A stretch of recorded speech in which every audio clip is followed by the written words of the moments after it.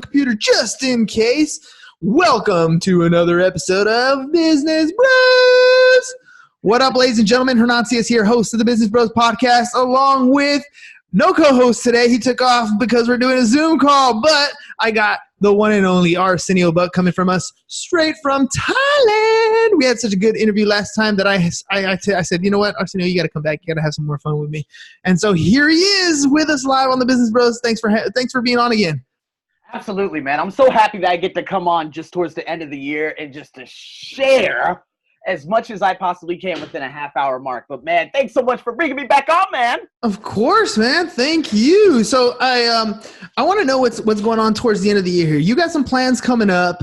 Last we spoke, you told me some crazy stuff about what's going on in Thailand, what it was like for you, like getting, just the ball rolling, how much you had to go through with being black in a country that didn't accept you and all that stuff. It was crazy.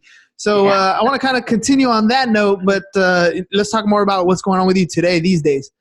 Yeah, so it's funny because I'm supposed to be going to the Philippines the 23rd. The flight is still booked, but I booked it on a low-cost airlines, and I had just an intuitive nudge telling me, you know what, don't go, because I really want to go to South Africa in March. Oh. But, the plane ticket to South Africa is a little bit crazy, plus I would have to go from, Johannesburg to Cape Town, and honestly, Philippines is very similar to this, although the people are probably far more nicer. Sorry, Thai people. Anyways, yeah, so I decided to cancel that flight. And yeah, I did miss out on a little bit of money. This happened to me probably about 4 years ago when I canceled a flight to Singapore too. But at the same token, man, I just really want to buckle down and hunker down on everything that I'm doing right now, like in terms of writing my ebook, created the newsletter, becoming more consistent with newsletters to the people who are actually signed up on my email list, establishing webinars, doing the consulting, which I'm actually going into right now with some people who have approached me. What was it, 3 months ago, I did a presentation at a digital content festival. So he said he wants me to be his consultant for this AI that he's actually going to start putting into schools out here. And so I really want to just zero in in the last week, right before Christmas, all the way through to January 2nd, and just clean up all the incompletes, clean up all the messes, and really just get everything down packed and do projects on a weekly basis and just become more consistent. You know what I mean? Yeah. I mean, that's something that happens to a lot of people. I mean, we as humans have a huge to-do list of things that we pile up on our own plates. And then the only downside of that is, it becomes your to-do list, the honey-do list, the kids got-to-do list, the business got-to-do list. And before you know it, you got so many things on that list. You just look at it I don't even want to do one, right? I'll dabble on this, I'll touch this, and it becomes the undo list. You don't actually get any of that stuff done. So, what are you doing to break that stuff down? Which ones do you want to focus on and why? Well, you know what? The thing is, the 3Ds, I actually heard about this through Jack Canfield's book and read about it. And it's do it, delegate it, or drop it. So again, it's not so much about, okay, write ebook. That's too much of a big task.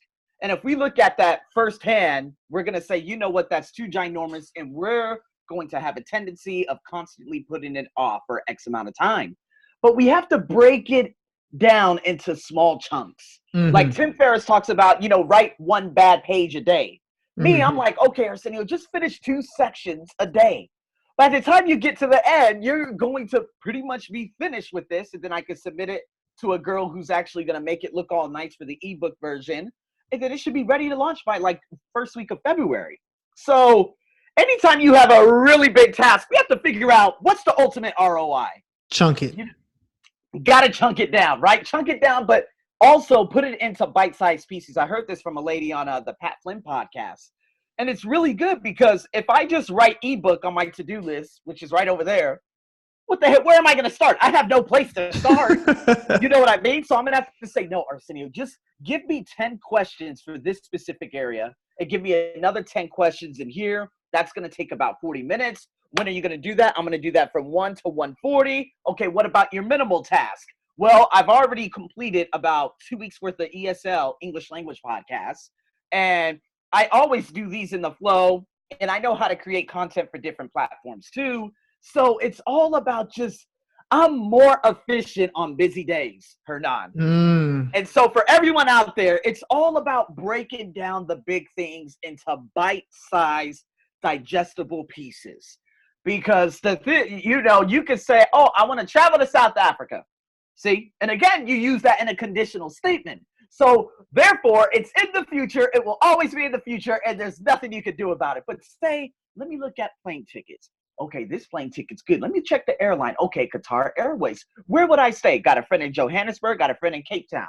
Okay, what are they doing? Okay, she said I could do this, I could do this. What am I? You see, you put it all together. Then you say, look at the finances, and you say, hell yeah, I'm gonna go see my Wakanda people. You know what I'm saying? So again, yeah, I hope that makes sense. Yeah. No, it's manageable, small chunks. I like the 3 Ds, by the way. For me, it was do it, delegate it, or delete it, because that's what I use to manage my email inbox, right? Because that thing will fill up really quick. Like I keep the stuff in my email inbox bolded, right? So if it's bolded, it's been unread, right? You know how that way, everybody knows how the email works. Problem is, if I keep looking at them and my inbox says, you got 40, 30, 60, 100, 10, whatever emails unread, the number gets bigger. I get a little scared. So I got to go through and a lot of your emails junk anyways. Like if junk mail came in through your regular mailbox, you'd look at it and go straight in the trash, right? Right. Got to do the same type of thing with the email. Just look, do it, delegate it, or delete it, and get rid of it onto the next. Little small chunks, even in small tasks like that. I've been going to the gym every morning, right? Early in the morning, post, and I'm there. But I do the things that I don't want to do first. I don't want to run. I'm not a runner, dude. I don't like running. It's not my thing. I do it because it is the most effective thing that I can do to help my body, but I don't like to do it. So it's the first thing I do. And my goal is to get to either 30 minutes or 3 miles, right? Now I'm to the point where I'm doing my 3 miles in 26-ish minutes, which is good for me. So I'm happy. So I'm trying to improve in that. And when I do my workouts, my little chunks are like, my goal is to get tired. Right. When I get to the point where I'm tired and I start to slow down, I tell myself, like, you ever see The Rock workout? Yeah. He's always yelling out, focus. Yeah, focus. Right. And so for me, he does that. So for me, I don't yell it out because I feel weird doing that at the gym. But I get to the point where I'm about to slow down and I'm like, get tired. Because I know that when I get tired, that next couple steps, that's where the improvement happens. Right. That's where, if I can keep pushing through that tired, through that uncomfortable, I know I'm making progress through whatever I have to do. Same thing. You're going to write your ebook. There's small chunks that you need to get through. You're like, just get through that paragraph, get through that section. Do it. Because once you get to the end of that, you have a little bit more room, and that little bit of momentum where you write the next paragraph or that next page or that next section. Now you're pushing that much closer to your next goal. Get yourself uncomfortable. Right. Right. And this is exactly what Muhammad Ali said. He said he doesn't start count. Well, what he said, he doesn't start counting until it starts hurting, because that's when the growth begins.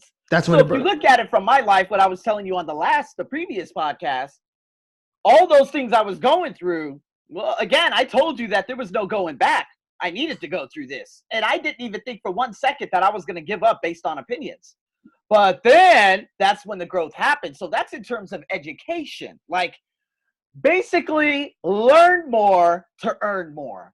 And so, again, this is way different from being out there in America. I'm going to shift a little bit of focus, because out there in America, you're given, you can tell from your perspective, you know what I mean? You're given this, okay, you create this here.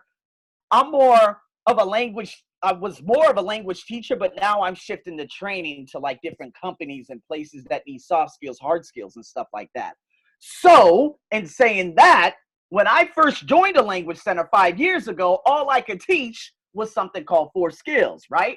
So that's your listening, your speaking, your reading, your writing. I was given a book, and I just did everything by the book, like the 95% of the teachers out here in Thailand. But then they said, can you teach TOEIC? I said, what the hell is TOEIC? So I looked at it, and then I got better at teaching it. And then I created a video. And then it just continued to amplify. I created videos, like little bite-sized little snippets for Instagram. And then I started writing the ebook. Now people are contacting me from Bangladesh saying, hey, could you please coach me? My test is coming up this week.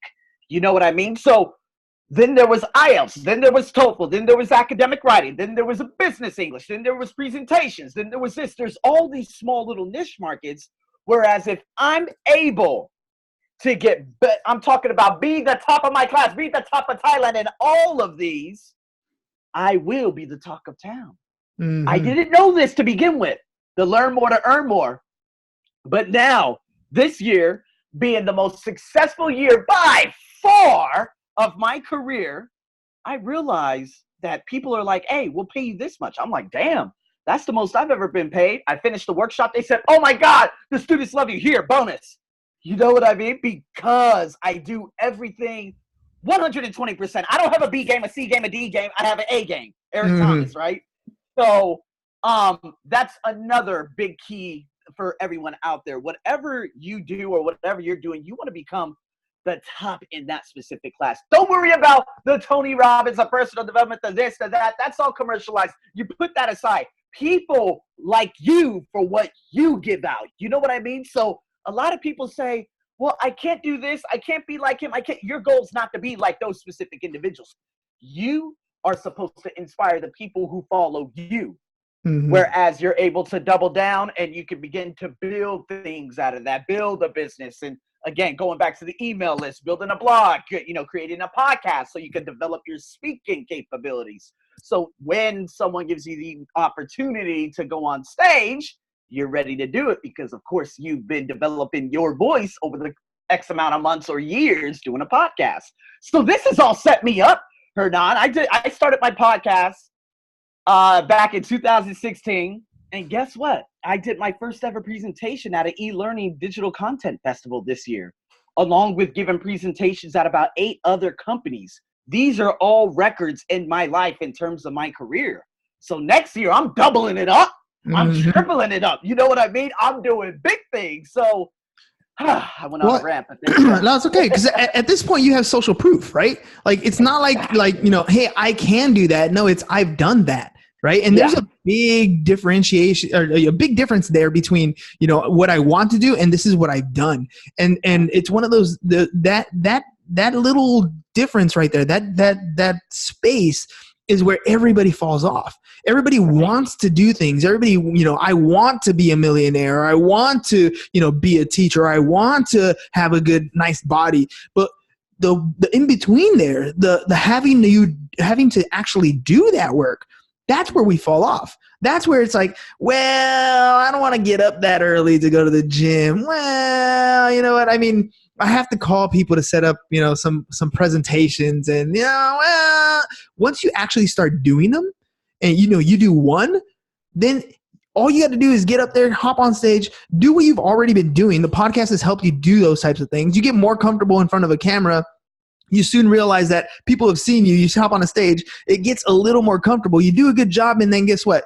People in that audience like what you've done. They communicate. They connect with you. You've communicated well with them, and then the next one opens up, and then the next one opens up, and then the next one opens up. But it's a consistency factor of you getting out there and doing it on a regular basis, and not making excuses in between why you quote unquote can't. Right? It's more like you won't, but it's quote unquote can't do whatever it is that you want to do. That little hurdle, I think, is always in our own mind. It's in our own head.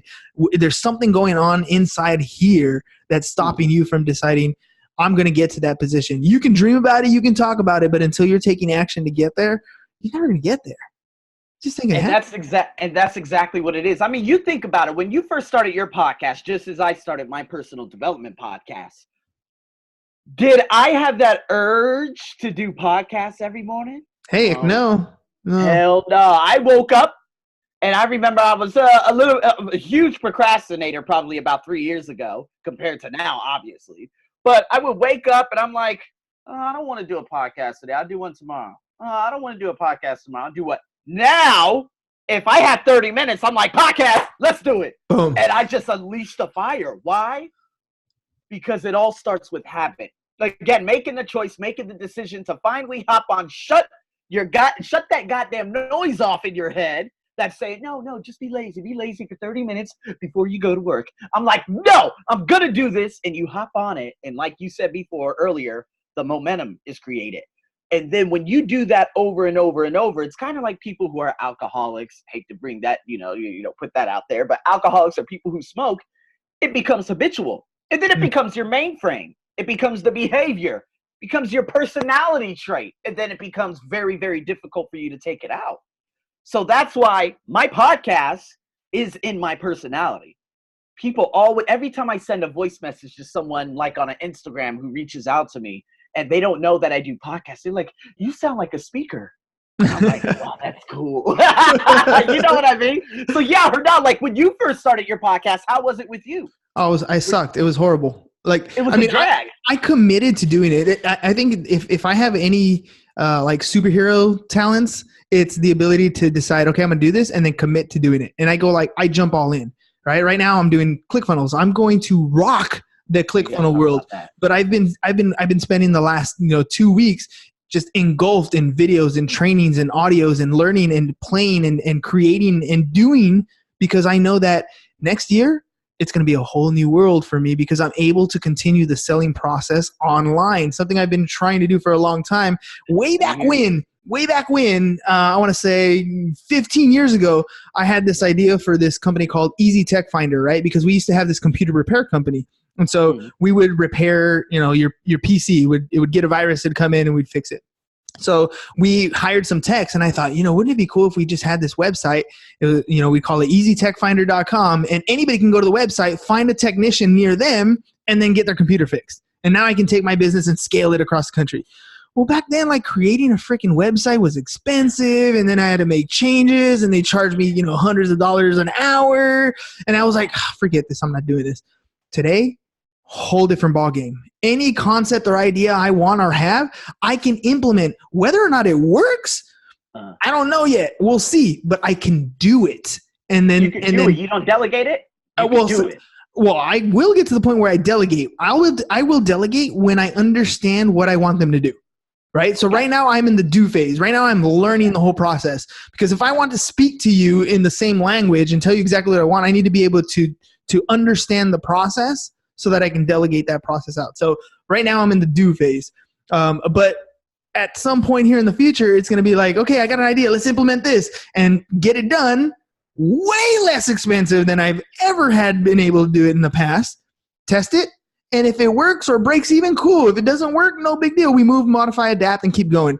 But we have the opportunity to do it. And that's what, to me right now, that's why I'm so immersed in this, because not only can I do it for my own particular ideas, I can help so many people with theirs. You know what I mean? And that is going to be super awesome. That's where the difference is going to take off. Because, yeah, I can build my own company and that'd be awesome. That'd be great. But if I can help other people grow what it is that they're doing, that is huge. That is a niche. See, this is why a lot of people, man, I'm telling you, Hernan, there's been a lot of chatter, especially out here in terms of jobs, the failing economy in Thailand. I'm not talking about America, but in Thailand, it's hard for graduates to get jobs and this and that. It's kind of like, I got this degree and they guaranteed this, but there's nothing. Oh, they said this job said I need experience, but I can't get experience if you don't hire me, and this and that. There's a lot of noise, right? So then, now I'm kind of like that right there, what you were just saying, understanding, if I could learn this and help people with that, in terms of creating it, again, that's a specific skill set that can enable you to become an entrepreneur. A lot of people are like, well, entrepreneurship is not built out for me or this or that. Maybe it's built out for everyone and you just don't realize it. Maybe there was something that you loved helping people with, and you could do that for a price. Mm-hmm. You could pump out a lot of free content and keep referring them over. Or again, like you were saying, the ClickFunnels. So I was learning about that. I was introduced to ClickFunnels by a Belgian guy at an airport out there in Dalat, Vietnam. And then I'm like, oh my God. He's like, yeah, okay, create a 3-part video course, and, pump out as much content, and then we're going to funnel them into this one, and then we're going to funnel it. It was so intriguing. And it's things that I'm scared to do. So again, when it comes to my website, a lot of people view it. I get a lot of traffic, but I don't know how to multiply on that traffic. My website, it's ugly. It's ugly as hell. But if I can learn it and then learn to do it, then that's another skill set I could develop. Help other people establish their websites.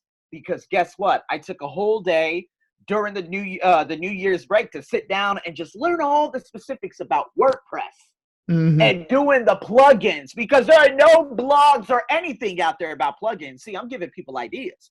If you understand how to do plugins and you do video tutorials and say, you know what, I can help you for a small price of this, that, and sell them at the very end after you pump out a lot of content, boom, that's another skill set.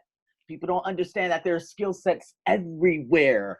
And you know what? When you love helping people and you see their business grow, that's the ultimate fulfillment. That's your passion. It becomes your passion. Dude, I mean, I love feeding my family. I think that's an awesome thing. But if I can feed other families, that's a phenomenal thing, dude. And you know, there's a lot of things that stop you. There's a lot of things that prevent you from doing whatever it is you're going to do. There's always this short-term thing that you end up doing with your time that hurts you in the long term. And you can look at it in like any aspect of life, right? I'll give you an example. There's a piece of cake in front of me.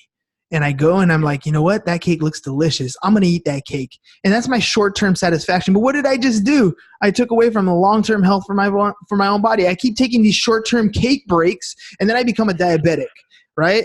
Or I want to sleep in. I don't want to go to the gym. So I sleep in today. I sleep in the next day. I sleep in the next day. And then before I know it, I'm overweight or I'm out of shape or I can't move. I'm not as flexible. It could be anything health related. You do the same thing in business, right? You procrastinate on that one, I don't know, that one ebook you want to write, and you delay and you delay and you delay. Before you know it, you're 10 years down the road and you're regretting it. Same thing with the web. Like almost anything you got to do, there's always that small little thing that's going to distract you, that's going to keep you comfortable, that's going to keep you in the spot where you are today, that if you just put it aside, focus your attention on those 1, 2, 3 things that you need to get done, you're going to get to the next level that you want to get to every single day, just because you're immersing yourself in those 1 to 3 absolute number 1 to 3 goals ever. That's it. That's all you need to focus on.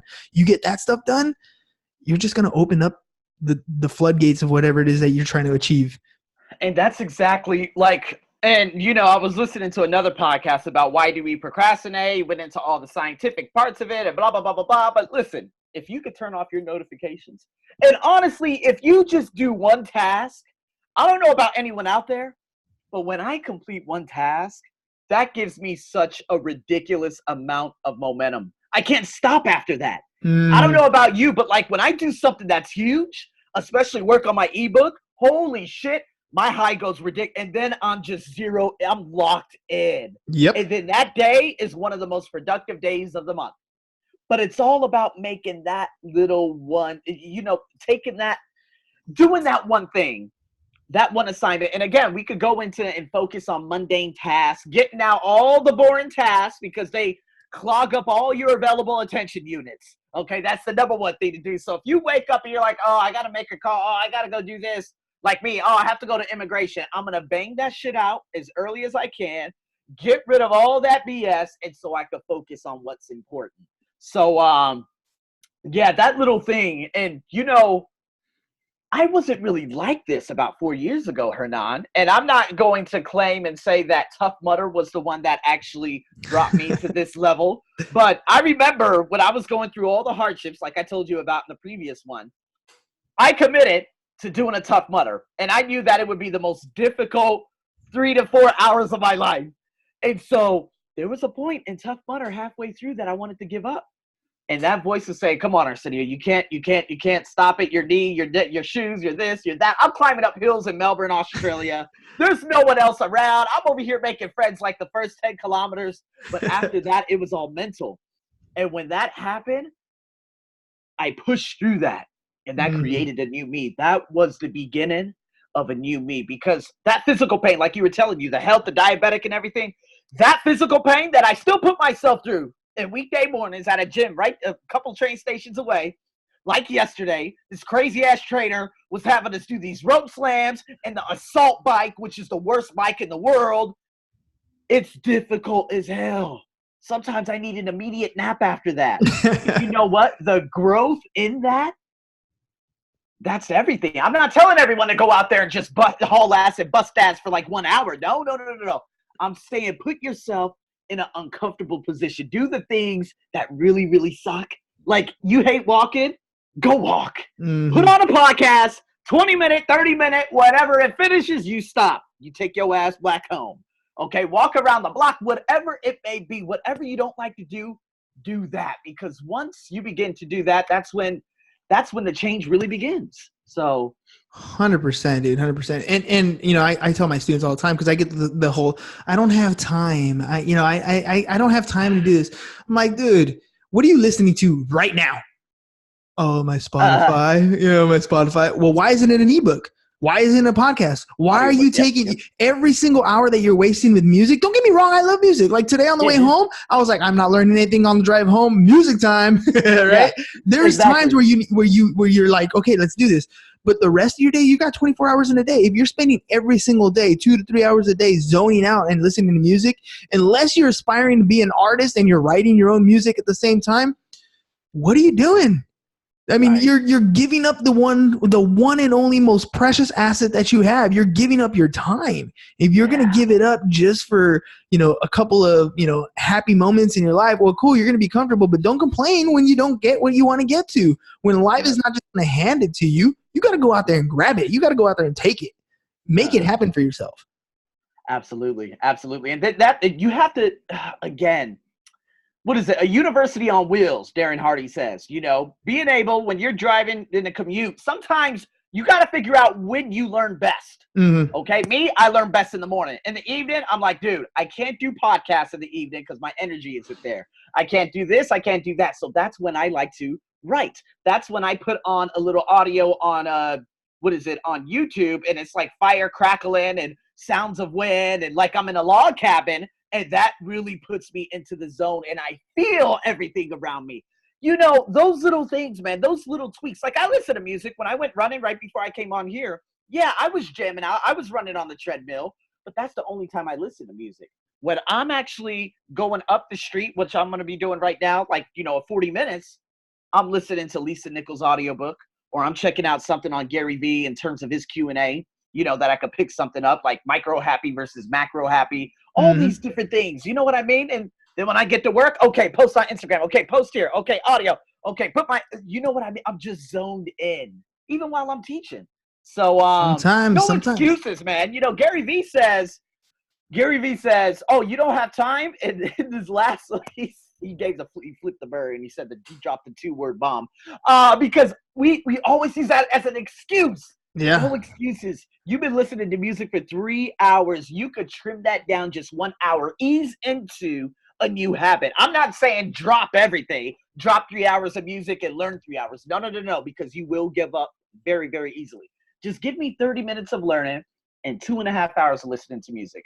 Then let's do 45 minutes. And then let's go into an hour. Ease into it. You could dive in, but if you dive in, you will burn yourself out and you'll go back to what you were doing before.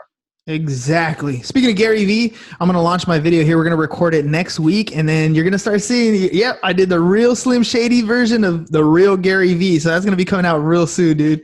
Is that right? Oh my God, please tag me. Absolutely. I will tag you, and hopefully you share it with as many people, because the objective in that one is to get Gary Vee's attention. So we'll see what happens. Bringing him enough value that hopefully we get a meet and greet. We'll see what happens. That'd be awesome, man. Right? Oh, dude. All right, dude. I'm going to let you go because I know you got to get off to work, because even though it's evening for us over here, morning for you over there, so you got to get going. Hey, man, thanks a lot for coming on the show. Really appreciate it. Always a good time. Absolutely. Thanks so much, Hernan. All right. Have a good one. Ladies and gents, that's all we got for you guys today. Peace.